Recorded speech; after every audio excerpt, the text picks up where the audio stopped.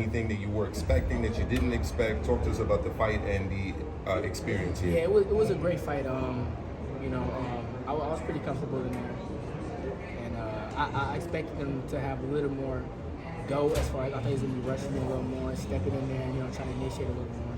But besides that, it was a great fight. I stood in there a little bit, why I didn't have to. He touched me some stupid stuff. But besides that, it was a great performance. Well, to that point about staying in there, for all the speed and skills, it just seems like you really believe in your power. How much do you believe in your power, and how much of your temperament is you're a puncher? Despite the speed and all those skills, like how much do you feel like you're a legit puncher? I feel like it's all there, and when I'm backed up, that's when the power comes in. So I haven't been backed up yet, but I feel like the power shows, in each one of my performances, the power. Abdullah, what's up, man? It seemed like today, you heard him a couple times early, but you ain't necessarily go for it. Do you feel like you were trying to be more patient than usual and kind of take your time? Was that the game plan, or that's just kind of how it went? Yeah, I was chilling a little bit. I wanted to treat it a little bit more like sparring. When you in sparring, you ain't rushing in there to get him out of there. But when I heard him early, I knew that it was there. So I wasn't going to rush to get it when I know I could get it a little later. I know I'll break him down eventually. So I just took my time, have fun a little bit, touch him up, and the opportunity came and I took it. Abdullah, someone in the crowd actually said,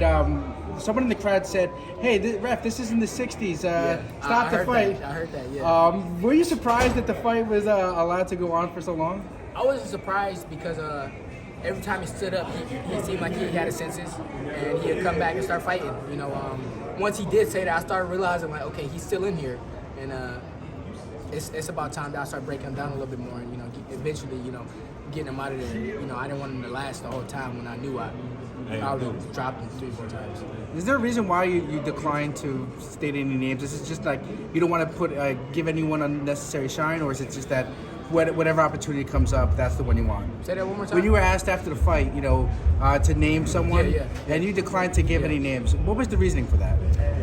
There's a lot of fighters out here, and there's multiple belts. There's not just one title, and the opportunity will come, when it gets there. I can't wait to fight for one of those titles, but who's to tell which one I'll creep up on first? But when I get the opportunity, that's the one I want. Well, without giving any names, Abdul, 135 has always been a hot division. We have had some people move out of the division. Where do you see yourself in terms of a ranking? Give us a number, 1 through 5. Like, where do you rank yourself? I rank myself 1. You got the title, then you got 1. I think I'm up there at 1. So you want a title shot next, and that's what you're looking for.